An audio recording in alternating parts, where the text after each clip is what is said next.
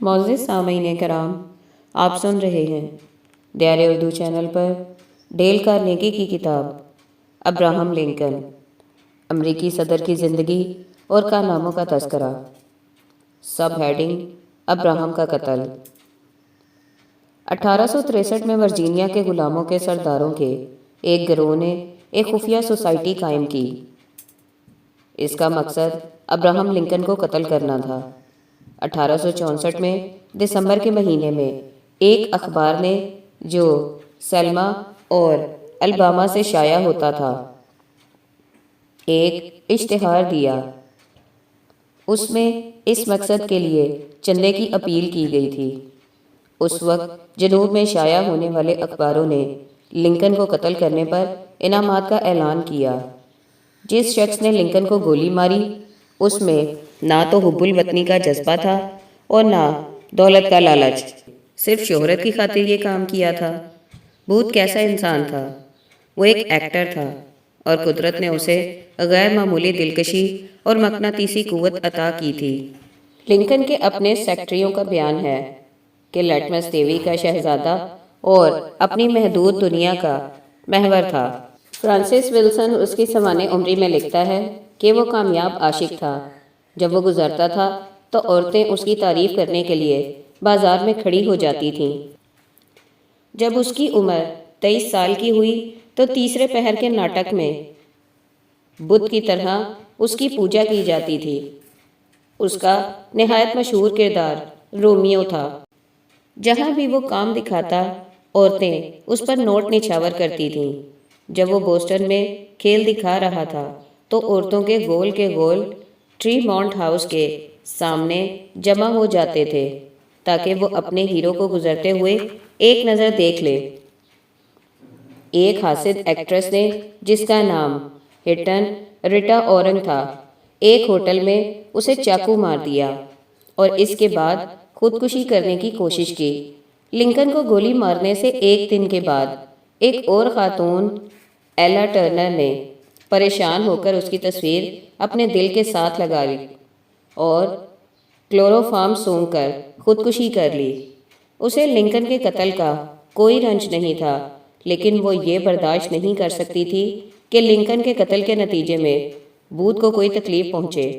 کیا عورتوں کی تعریف و تحسین کے سیلاب میں اسے خوشی نصیب ہوئی؟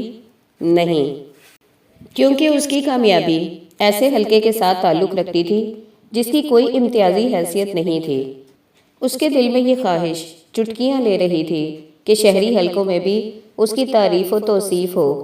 نیو یارک کے حلقوں میں اس پر بری طرح تنقید کی جاتی تھی اور فلیڈلفیا میں اس پر اتنے آوازے کسے گئے تھے کہ اسے سٹیج سے نیچے آنا پڑا۔ یہ چیز اس کے لیے بہت تکلیف دہ تھی، کیونکہ بوتھ خاندان کے دوسرے افراد تھیٹر کی سٹیج پر بہت شہرت حاصل کر چکے تھے۔ تقریباً ایک تہائی صدی سے اس کا والد جونیس براڈس تھیٹر کے حلقوں میں بہت بڑے ستارے کی مانند چمک رہا تھا۔ تمام قوم اس کے شیکسپیئر کے کردار بہت پسند کرتی تھی۔ ملک بھر میں گھر گھر اس کا چرچا تھا۔ تاریخ میں اس جیسی غیر معمولی مقبولیت کسی نے حاصل نہ کی تھی، اور بوڑھے بوتھ نے اپنے لڑکے ولکس بوتھ کی ایسی ہی رنگ میں تربیت کی تھی، جس کی وجہ سے اسے توقع تھی کہ وہ بوتھ خاندان کا عظیم ترین فرد بنے گا۔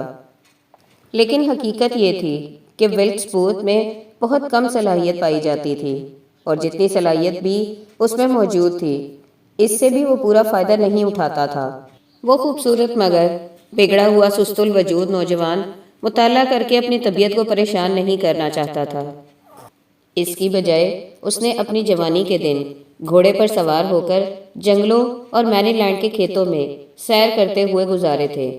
وہاں وہ درختوں اور گلہریوں کو مخاطب کر کے عظیم تقریریں اور مقالے تیار کرتا رہا تھا۔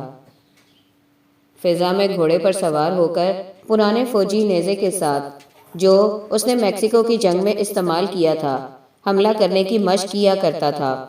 بوڑھے جونیس براڈس نے اپنے کنبے کے افراد کو گوشت کھانے کی کبھی اجازت نہ دی تھی، اور اس نے اپنے بیٹوں کو یہ تعلیم دی تھی کہ کسی جاندار کو مارنا بہت بری بات ہے۔ لیکن جان ولکس بوتھ نے اپنے باپ کی فلسفی کو کبھی درخور اعتنا نہیں سمجھا تھا۔ وہ گولی چلانا اور ہلاک کرنا پسند کرتا تھا۔ بعض اوقات وہ اپنی بندوق لے کر بلیوں اور غلاموں کے شکاری کتوں پر حملہ آور ہو جاتا تھا۔ ایک دفعہ اس نے اپنے پڑوسی کی ایک گائے کو مار ڈالا۔ بعد میں وہ چیساپیک خلیج میں کستورا مچھلی کا قزاق بن گیا۔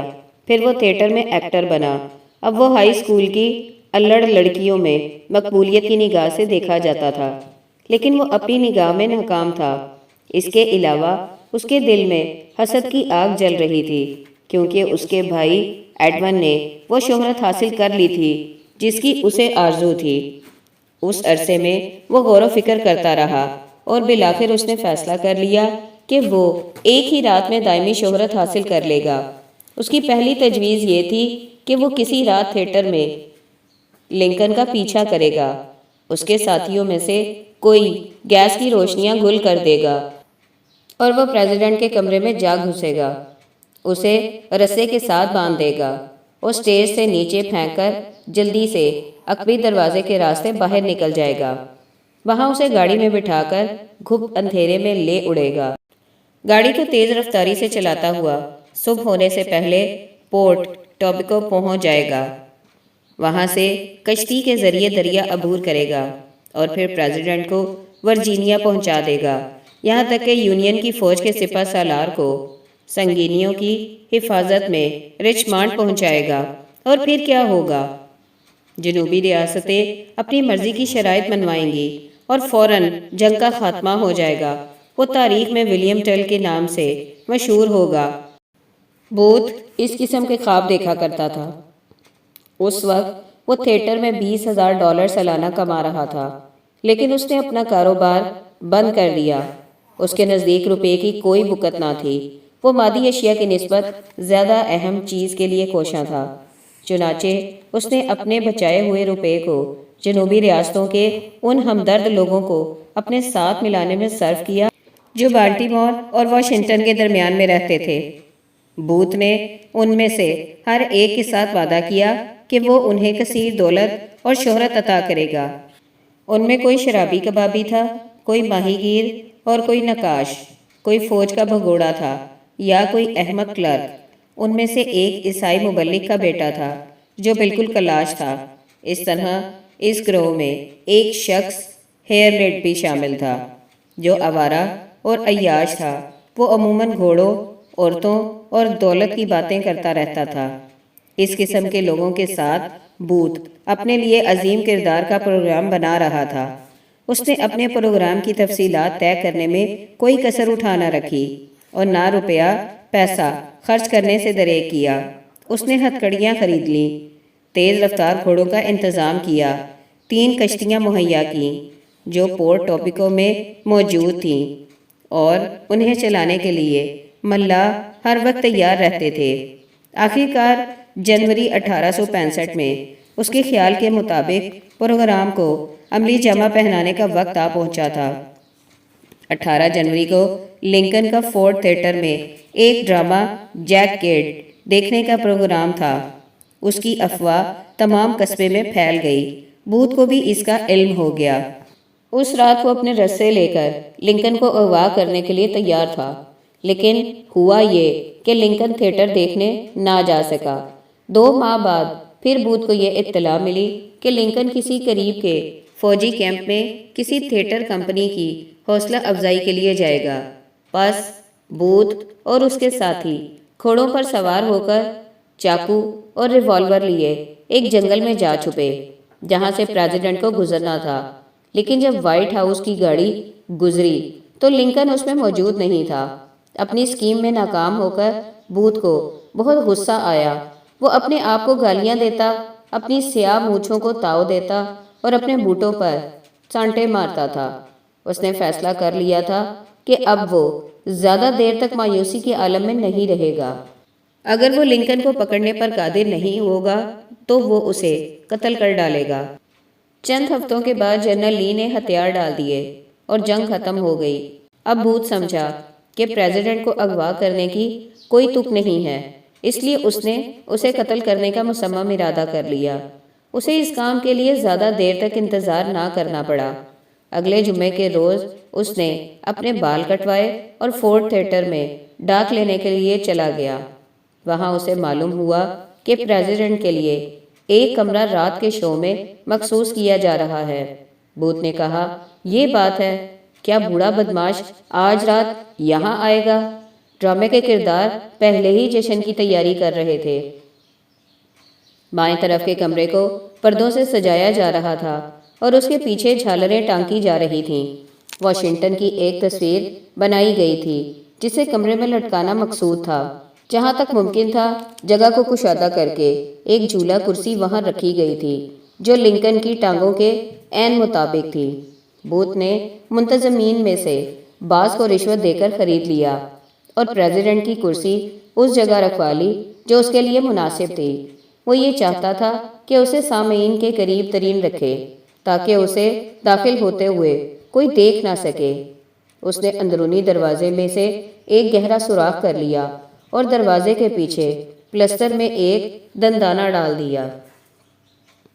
یہ راستہ کرداروں کے لباس کے کمرے سے تھیٹر کے کمروں کی طرف جاتا تھا۔ یہاں اس نے لکڑی کا ایک تختہ رکھ دیا۔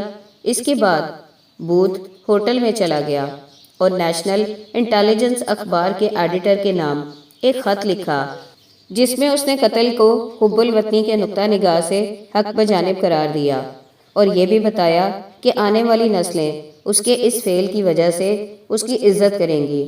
اس خط پر دستخط کر کے اس نے ایک ایکٹر کے حوالے کر دیا اور اسے ہدایت کی کہ وہ اگلے روز اسے شائع کرا دے۔ پھر وہ ایک استبل میں گیا اور ایک تیز رفتار گھوڑی کا انتظام کیا جو بلی کی طرح پھرتی سے بھاگتی تھی۔ اس کے بعد اس نے اپنے مددگاروں کو اکٹھا کیا اور گھوڑوں پر سوار کرا دیا۔ ان میں سے ایک کو وائس پریزیڈنٹ کو گولی مارنے کے لیے ہدایت کی اور دوسرے کو حکم دیا کہ وہ اسٹیورٹ اسٹینز کو قتل کر دے۔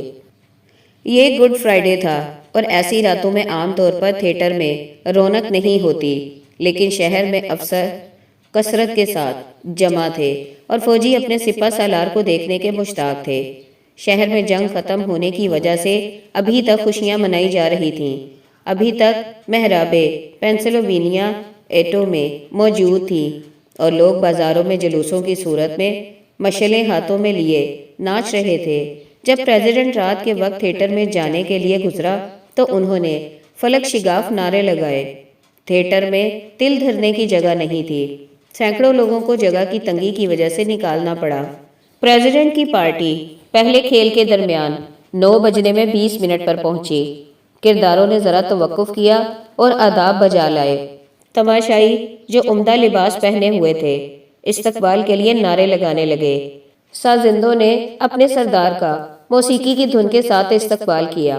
لنکن نے ان کے آداب کو تسلیم کرتے ہوئے اپنے کوٹ کے دامن کو ایک طرف سرکایا اور اخروٹ کی جھولا کرسی پر بیٹھ گیا جس کے اوپر سرخ پوشش چڑھائی ہوئی تھی۔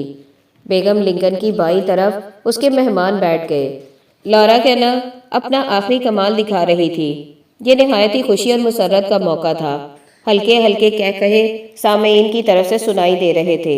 لنکن نے اس روز سپہر کے وقت طویل سفر کیا تھا۔ اس کی بیوی نے بعد میں بتایا کہ وہ اس روز اتنا خوش تھا کہ سال ہر سال سے وہ کبھی اتنا خوش دکھائی نہیں دیتا تھا۔ وہ کیوں خوش نہ ہوتا؟ اسے امن، فتح اور آزادی حاصل ہوئی تھی۔ وہ اس روز میری سے باتیں کر رہا تھا کہ جب وہ پریزیڈنٹ کے عہدے سے فارغ ہو جائے گا تو یورپ یا کیلیفورنیا جا کر طویل عرصے تک آرام کرے گا۔ پھر وہ شکاگو میں اپنا دفتر کھولے گا یا اسپرنگ فیلڈ میں حسب سابق وکالت کا کام کرنے لگے گا جو اس کی پسندیدہ جگہ تھی۔ کچھ پرانے دوست جو اسے ایلینائز میں جانتے پہچانتے تھے اس سپہر کو اسے وائٹ ہاؤس میں اس کی ملاقات کو آئے اور وہ ان کے ساتھ مذاق کر کے بہت خوش ہو رہا تھا، یہاں تک کہ اسے کھانے کے لیے طلب کرنے میں میری لنکن کو بڑی دقت پیش آئی۔ اس سے پہلی رات اس نے ایک عجیب خواب دیکھا تھا۔ صبح کے وقت اس نے یہ خواب اپنی کابینہ کے ممبروں کو بتا دیا۔ اس نے دیکھا کہ وہ ایک جہاز میں اکیلا سفر کر رہا ہے جس کے متعلق مفصل بیان کرنا اس کے بس میں نہیں ہے، اور یہ جہاز بڑی تیزی کے ساتھ کسی تاریک اور نامعلوم ساحل کی طرف جا رہا ہے۔ اس نے ایسی خوابیں عظیم واقعات سے پہلے دیکھی تھیں۔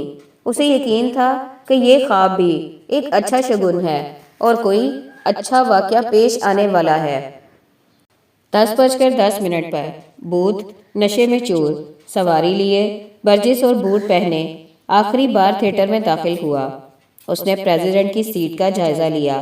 سیاہ بھدا ہیٹ ہاتھ میں لیے ہوئے وہ ان سیڑھیوں پر چڑھ گیا جو لباس والے احاطے میں جاتی تھیں، اور نیچے اتر کر اس راستے پر ہو لیا جو کرسیوں کے درمیان تھا، یہاں تک کہ وہ اس روش پر جا پہنچا جو تھیٹر کے کمروں کی طرف جاتی تھی۔ یہاں پریزیڈنٹ کے ایک محافظ نے اسے روکا۔ بوتھ نے اسے اپنا شناختی کارڈ پکڑا دیا اور اعتماد کے ساتھ کہا کہ وہ پریزیڈنٹ کی خواہش پر ملاقات کرنے جا رہا ہے۔ اجازت کا انتظار کیے بغیر وہ خود ہی اندر چلا گیا اور گزرگاہ کا دروازہ بند کر دیا۔ موسیقی کے سٹینڈ پر عموداً پکچر لگا دی، لوہے کے سریے سے جو اس نے دروازے میں کیا تھا۔ پریزیڈنٹ کی پشت کی طرف فاصلے سے جائزہ لیا اور پھر بڑی آہستگی سے دروازہ کھول دیا۔ اس نے اپنے فوجی پستول کی نال پریزیڈنٹ کے سر کے قریب لاتے ہوئے لبلبی دبا دی اور جلدی سے اچھل کر سٹیج کے نیچے چلا گیا۔ لنکن کا سر آگے کی طرف جھک گیا اور جب وہ کرسی پر اکڑو ہوا تو دائیں طرف مڑ گیا۔ اس کے منہ سے کسی قسم کی کوئی آواز نہ نکلی۔ ایک لمحے کے لیے تماشائیوں نے یہ خیال کیا کہ یہ آواز بھی ڈرامے کا ایک حصہ ہے، اور اسی طرح سٹیج پر کودنا بھی ڈرامے کا ایک حصہ ہے۔ کسی کو بھی شبہ نہ ہوا، نہ ایکٹروں کو شک گزرا کہ پریزیڈنٹ پر گولی چلائی گئی تھی۔ پھر ایک عورت کی چیخ تھیٹر میں سنائی دی اور تمام نگاہیں سجے ہوئے کمرے کی طرف اٹھ گئیں۔ میجر رتنو، جس کے ایک بازو سے خون بہہ رہا تھا، پکارا، اس شخص کو پکڑو، اس نے پریزیڈنٹ کو ہلاک کر دیا ہے۔ ایک لمحے کے لیے خاموشی طاری ہو گئی۔ پریزیڈنٹ کے کمرے سے کچھ دھواں اٹھا اور پھر خاموشی کا سما جاتا رہا۔ تماشائیوں میں بلا کا جوش و خروش اور خوف و ہراس تھا۔ وہ اپنی سیٹوں سے کرسیاں کھینچتے ہوئے بھاگ کھڑے ہوئے، جنگلہ توڑ دیا اور سٹیج پر پہنچنے کی کوشش کرنے لگے۔ انہوں نے ایک دوسرے کو نوچ ڈالا، بوڑھوں اور کمزوروں کو پاؤں تلے رونڈ ڈالا۔ ان کی چیخوں سے قیامت برپا ہو گئی۔ کئی تھے جو بے ہوش ہو گئے۔ ان چیخوں میں ملی جلی آوازیں سنائی دیتی تھیں، اسے پکڑ لو، پھانسی دے دو، گولی مار دو، تھیٹر کو آگ لگا دو، وغیرہ۔ کسی نے پکار کر کہا کہ تھیٹر ہی کو بم سے اڑا دینے کا پروگرام تھا۔ اس پر لوگ اور زیادہ ہراساں ہو گئے۔ فوجیوں کو ایک بدحواس کمپنی تھیٹر کے اندر گھسی اور تماشائیوں پر بندوق اور سنگینوں سے حملہ کر دیا۔ فوجیوں کی ایک بدحواس کمپنی تھیٹر کے اندر گھسی اور تماشائیوں پر بندوقوں اور سنگینوں سے حملہ کر دیا، انہیں باہر نکال دیا۔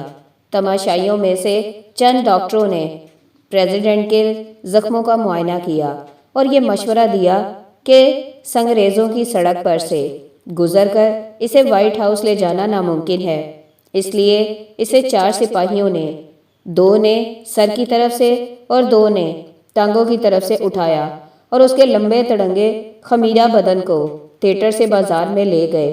راستے میں خون کے قطرے زمین پر گر رہے تھے، لوگ جھک جھک کر اپنے رومال سے خون سے تر کر رہے تھے اور انہیں بطور تبرک زندگی بھر اپنے پاس رکھا، اور پھر مرتے وقت یہ قیمتی ترکہ اپنی اولاد کی طرف منتقل کرنا چاہتے تھے۔ چمکتی تلواروں والے گھڑ سواروں نے پنڈال کو خالی کرا دیا اور عقیدت مندوں نے اسے بستر پر لا ڈالا جو اس کے قد کے لحاظ سے بہت چھوٹا تھا۔ اسے درزی کے ایک معمولی سے مکان میں رکھا گیا جہاں گیس کی روشنی بھی ہلکی زرد رنگ کی تھی۔ اس کمرے کی پیمائش 17x9 فٹ تھی اور چارپائی کے اوپر دیوار کے ساتھ گھوڑوں کے میلے کی تصویر لٹک رہی تھی۔ لنکن پر حملے کی خبر آن واحد میں تمام واشنگٹن میں پھیل گئی۔ اس کے ساتھ ہی ایک اور مصیبت نازل ہوئی۔ جس وقت لنکن پر حملہ ہوا، سٹیورٹ پر اس کی چارپائی پر خنجر سے حملہ کیا گیا۔ اس کے بچنے کی کوئی امید نہیں تھی۔ اس کے علاوہ رات بھر یہ افواہ بھی گشت کرتی رہی کہ سٹینس قتل ہو گیا ہے اور وائس پریزیڈنٹ جانسن پر بھی قاتلانہ حملہ کیا گیا ہے۔ گرانٹ کو گولی مار دی گئی ہے۔ لوگوں کو یقین ہو گیا کہ لی کے ہتھیار ڈالنے کے بعد نیم وفاق کے حامی دغا بازی سے واشنگٹن میں داخل ہو گئے ہیں اور ایک دم گورنمنٹ کا صفایا کرنا چاہتے ہیں۔ جنوبی علاقوں نے پھر ہتھیار اٹھا لیے اور پہلے سے بھی زیادہ خون ریز جنگ ہو رہی ہے۔ خفیہ پیغام ممبر ضلعوں میں پھیلا دیے گئے جنہوں نے اطلاع دی کہ خفیہ سوسائٹی یونین لیگ کے کیا عزائم ہیں۔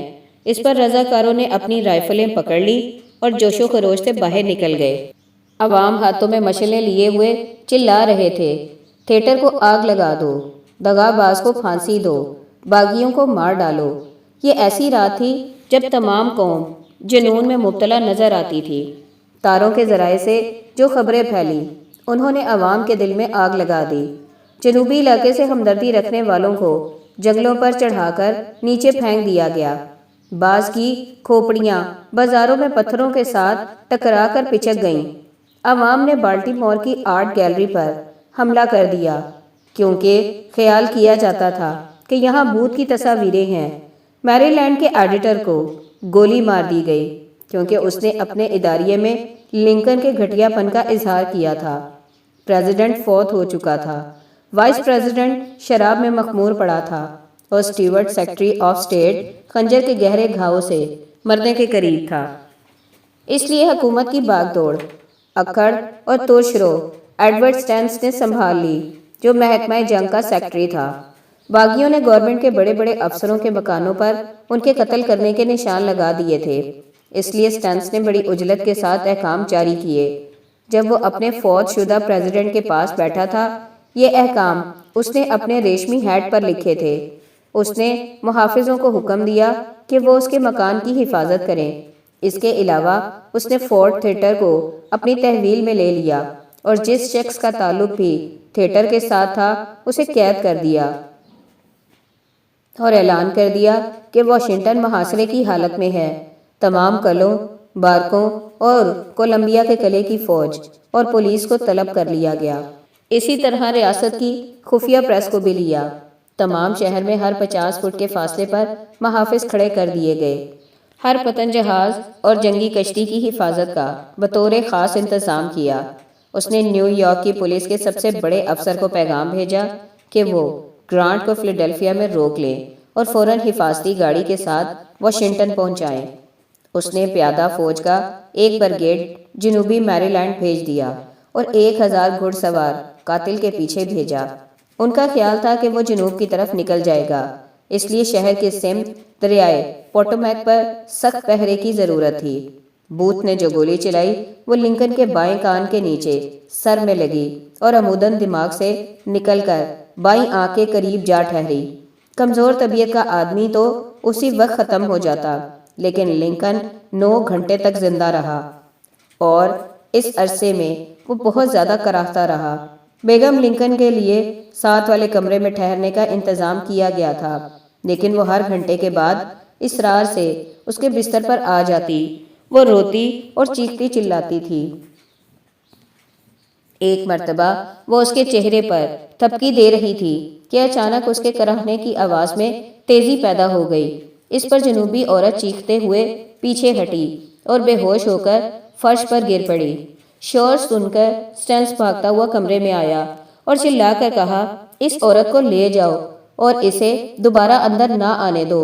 7 بجے سے تھوڑی دیر بعد کراہنے کی آواز بند ہو گئی اور لنکن نے سانس لینا بھی بند کر دیا۔ اس کے تھکے مان چہرے پر ناقابل بیان سکون دکھائی دیتا تھا۔